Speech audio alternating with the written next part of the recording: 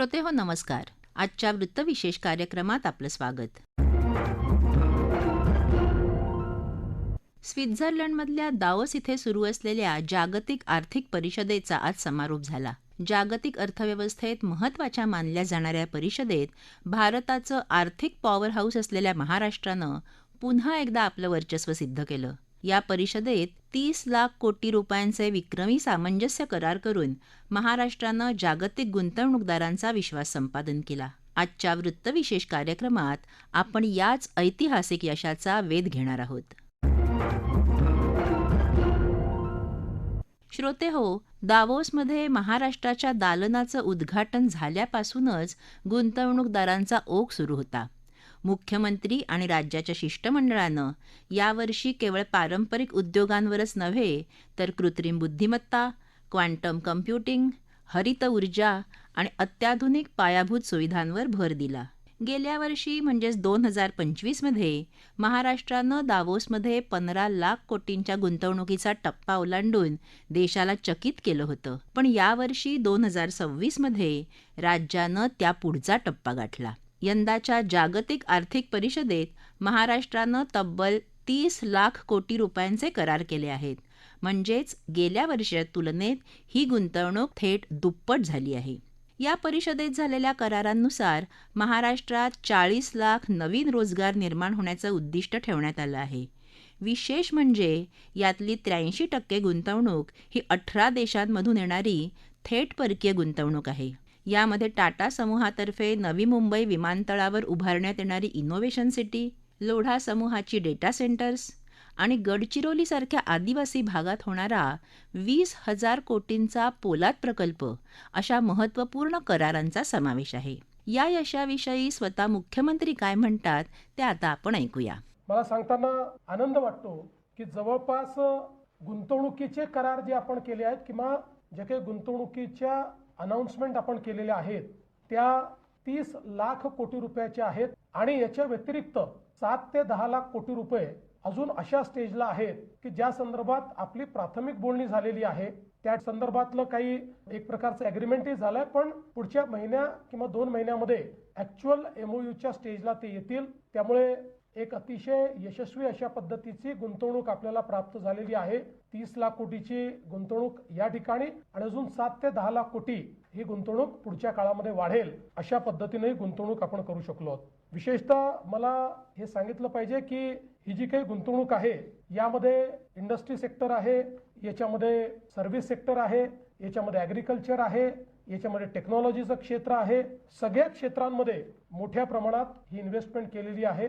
जी investment आपल्याकडे येते त्याचा जर आपण एकूण हिशोब लावला तर याच्यामध्ये 83% जे काही करार आहेत एकूण करारांपैकी यामध्ये FDI आहे, फॉरेन डायरेक्ट इन्व्हेस्टमेंट आहे. एकतर ही फॉरेन डायरेक्ट इन्व्हेस्टमेंट या फॉरेन कंपनीजनी इंडियन सबसिडियरीज तयार करून त्याच्या माध्यमातून केलेली आहे किंवा त्या ठिकाणी ज्या काही फॉरेन फंड्स आहेत त्यांनी केलेली इन्व्हेस्टमेंट आहे. त्यामुळे 83% गुंतवणूक ही FDI कंपोनंटची गुंतवणूक आहे. ही अतिशय आनंदाची गोष्ट आहे. 16% गुंतवणूक अशी आहे की ज्याच्यामध्ये ज्या काही फायनान्शियल इन्स्टिट्यूशन्स आहेत किंवा टेक्निकल जे काही त्याच्यामध्ये पार्टनरशिप्स आहेत या मोठ्या प्रमाणात फॉरेन एंटिटीज सोबत आहेत. त्यामुळे आपण जर बघितलं तर या गुंतवणुकीमध्ये FDI कमी आहे, पण त्या गुंतवणुकीमध्ये फॉरेन टेक्नॉलॉजी आहे आणि विशेषतः यातल्या गुंतवणुकी इम्पोर्ट सबस्टिट्यूट म्हणून या ठिकाणी येत आहेत. म्हणजे ज्या गोष्टी आपण इम्पोर्ट करतो त्याचं सबस्टिट्यूशन करणाऱ्या गोष्टी या गुंतवणुकीतनं आपण तयार करणार आहोत. एकूण किती देशातनं गुंतवणूक आपल्याकडे येते आहे याचा जर हिशोब आपण लावला तर 18 देशातनं ही गुंतवणूक येते आहे, ज्याच्यामध्ये विशेषतः आपण जर विचार केला तर US, UK, Switzerland, Sweden, Singapore, Netherland, Japan, Italy, Germany, France, UAE, Denmark, Norway, Finland, Spain, Canada, Belgium, Austria अशा अनेक देशातनं UAE देखील आहे. या ठिकाणी ही इन्व्हेस्टमेंट या ठिकाणी येते. श्रोते हो, दावोसमध्ये झालेले करार कोणत्या क्षेत्रात झाले आणि त्याचा राज्याच्या कोणत्या भागांना फायदा होईल याविषयी माहिती देताना मुख्यमंत्री म्हणाले, म्हणजे जे आपले रेग्युलर क्षेत्र आहेत त्याच्या व्यतिरिक्त काही महत्त्वाच्या क्षेत्रात इन्व्हेस्टमेंट येते आहे, ज्यामध्ये quantum computing, AI data centre, AI technology, electronics, fab, semiconductors, GCCs. आपल्याला माहिती आहे नवीन वेव आता जीसीसीची आहे. सगळ्यात जास्त एम्प्लॉयमेंट त्यात आहेत. GCCs, health care, food processing, renewable energy, green steel, EV, urban transformation and automotive, ship building, sustainability, education, fintech, logistic, textile आणि डिजिटल इन्फ्रास्ट्रक्चर यामध्ये मोठ्या प्रमाणात ही गुंतवणूक जी आहे आलेली आहे. विशेषतः नवीन शहरं काही आपण तयार करतोय हे देखील अत्यंत महत्वाचं आहे. आता इन्व्हेस्टमेंट आली कुठे, तर मला सांगताना आनंद वाटतो की महाराष्ट्रातल्या वेगवेगळ्या भागात आलेली इन्व्हेस्टमेंट आहे. काही नवीन क्षेत्र देखील इन्व्हेस्टमेंट करता खुले झालेले आहेत. आपण जर विचार केला तर कोकणचं क्षेत्र असेल किंवा MMRचं क्षेत्र असेल, याच्यामध्ये अर्थातच कोकणात 16%, MMRला 22%, विदर्भामध्ये 13% ही गुंतवणूक आली आहे. 50% गुंतवणूक ही महाराष्ट्राच्या इतर भागांमध्ये देखील त्या ठिकाणी आलेली आपल्याला पाहायला मिळते. विशेषतः मला सांगताना आनंद वाटतो की यावेळी उत्तर महाराष्ट्रामध्ये नाशिक, जळगाव, अहिल्यानगर, नंदुरबार आणि धुळे या सगळ्या भागांमध्ये त्या ठिकाणी ही इन्व्हेस्टमेंट आलेली आहे. जवळपास 50,000 कोटी रुपयाची इन्व्हेस्टमेंट तिथे आली आहे. विशेषतः आपलं जे आता मराठवाड्याचं नवीन मॅग्नेट तयार झालेलं आहे ते आहे छत्रपती संभाजीनगर. याही ठिकाणी जवळपास 55,000 कोटी रुपयाची गुंतवणूक आलेली आहे. आपण जर बघितलं तर नागपूर विभाग जो आहे आणि उरलेला विदर्भ आहे त्याच्यामध्ये 2,70,000 कोटी रुपयाची इन्व्हेस्टमेंट आहे. कोकणाचा जर आपण विचार केला तर 3,50,000 कोटीची गुंतवणूक आहे. पण त्यातही महत्वाचं आहे की रायगड हे तर नवीन मॅग्नेट आपलं आहेच, पण त्याच्या व्यतिरिक्त आता सिंधुदुर्ग जिल्ह्यामध्ये देखील चांगल्या प्रकारची गुंतवणूक आली आणि रत्नागिरीमध्ये देखील चांगल्या प्रकारची गुंतवणूक आली आहे. आणि अर्थातच पुणे आणि पुणे विभाग हा तर गुंतवणुकीचं मॅग्नेटच आहे, त्यामुळे तिथेही चांगल्या पद्धतीनं ही गुंतवणूक आलेली आपल्याला पाहायला मिळते. अनेक स्ट्रॅटेजिक बैठका या निमित्ताने मी केलेल्या आहेत. मी सगळी नावं सांगणार नाही, पण विशेषतः वर्ल्ड बँकेचे जे प्रेसिडेंट आहेत मिस्टर अजय बांगा यांच्यासोबत एक खूप चांगली बैठक झाली. आणि विशेषतः आपल्याकडे जी काही अर्बन इन्फ्रास्ट्रक्चर आहे ज्याच्यामध्ये वॉटर इश्यूज आणि ज्याला आपण म्हणतो वॉटर ट्रीटमेंट इश्यूज याच्यावर खूप चांगली चर्चा झाली आणि त्यांनी समोर येऊन त्याच्याकरता फंडिंगच्या संदर्भातले ऑप्शन्स जे आहेत ते आम्ही खुले केले आहेत असं या ठिकाणी सांगितलं. श्रोते हो, मुख्यमंत्र्यांनी नमूद केल्याप्रमाणे महाराष्ट्राचा कन्व्हर्जन रेट म्हणजेच करारांचं प्रत्यक्ष प्रकल्पात रूपांतर होण्याचं प्रमाण हे 75% वर आहे. आणि हेच गुंतवणूकदारांसाठी सर्वात मोठं आकर्षण ठरल्याचं दिसतं. यामुळे जपान, सिंगापूर, जर्मनी आणि स्वित्झर्लंड यासारख्या देशांनी राज्याच्या शाश्वत शहरी विकासासाठी आणि वाहतूक व्यवस्थेसाठी भागीदारी जाहीर केली आहे. या गुंतवणुकीचे राज्याच्या अर्थव्यवस्थेवर नेमके काय परिणाम होतील याविषयी सांगत आहेत अर्थतज्ञ राजेश कदम.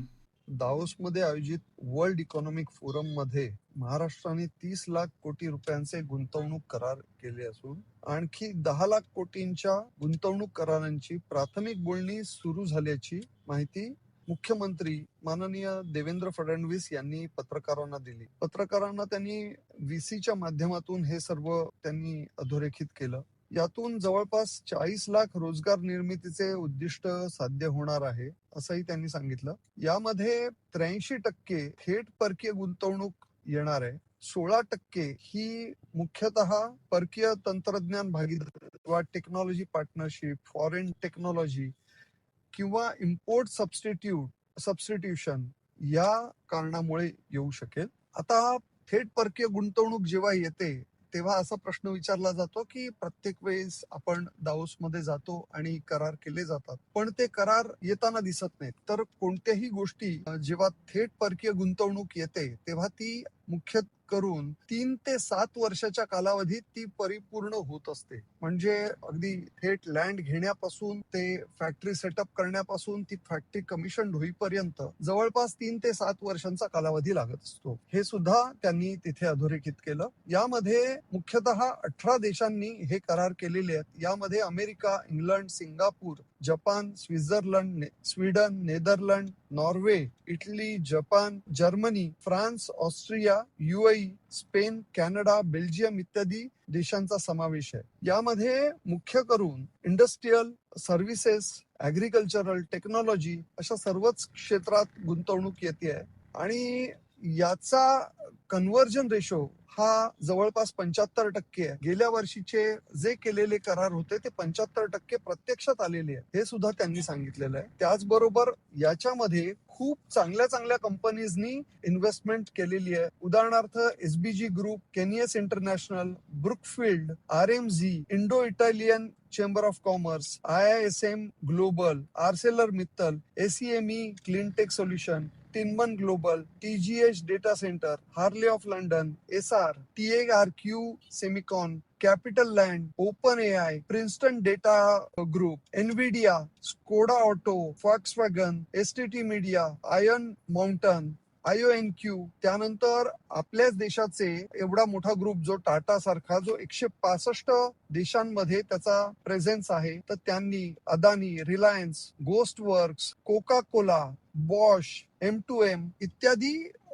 लोकांनी हे करार केलेले आहेत. आणि अजून पण काही करार जवळजवळ 7 ते 10 लाख कोटींचे करार हे व्हायचे आहेत. आतापर्यंत 30 लाख कोटींचे करार झालेले आहेत. तर त्यानुसार कोकणात आता ही जी गुंतवणूक महाराष्ट्रात येईल त्याच्यामध्ये कोकण आणि MMR रिजन मध्ये 22%, त्यानंतर विदर्भात 13%, 50% गुंतवणूक राज्याच्या इतर भागात असेल. उत्तर महाराष्ट्रात नाशिक, जळगाव किंवा अहिल्यानगर, धुळे अशा भागात मिळून 50,000 कोटी, मराठवाड्यात छत्रपती संभाजीनगरमध्ये 55,000 कोटी, कोकण प्रदेशात 3.5 लाख कोटी, नागपूर आणि विदर्भात मिळून 2,70,000 कोटी अशी प्रमुख आकडेवारी आहे. त्यानंतर सर्वात महत्वाची गोष्ट म्हणजे टाटा सोबत देशातली पहिली इनोव्हेशन सिटी मुंबई जवळ तयार करण्यात येते. त्यासाठी येणाऱ्या 6 ते 8 महिन्यात याचं सविस्तर नियोजन किंवा आकडेवारी ही बाहेर येईल. पण टाटा सन्सचे जे अध्यक्ष आहेत N चंद्रशेखरन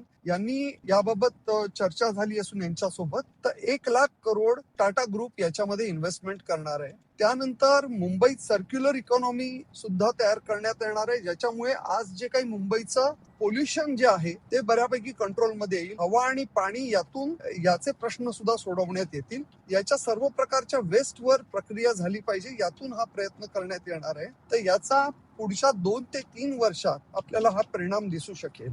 त्यानंतर रायगड पेंट जवळ एक ग्रोथ सेंटरची घोषणा याच दावोसमध्ये करण्यात आली आहे, जिथे BKC जसं मुंबईत BKC आहे त्याच्याच धर्तीवर एक बिझनेस डिस्ट्रिक्ट तयार होईल आणि ज्यामध्ये सुद्धा 1 लाख करोडची गुंतवणूक कालच आली. तिसरी मुंबई, फिनटेक हब आणि हरित तंत्रज्ञान यामुळे आता भारताचं औद्योगिक इंजिन म्हणून महाराष्ट्राची ओळख अधिक ठळक होते आहे. दावोसमध्ये उमटलेला हा महाराष्ट्राचा ठसा येणाऱ्या काळात राज्याच्या आर्थिक विकासाला नवी दिशा देणारा ठरेल यात शंका नाही. श्रोते हो, आपला वृत्तविशेष हा कार्यक्रम आपण न्यूज ऑन AIR या ॲपवरही लाईव्ह ऐकू शकता. याशिवाय आमच्या मुंबई एअर न्यूज या YouTube वाहिनीवर कार्यक्रमाचं ध्वनिमुद्रण आपल्याला कधीही ऐकता येईल.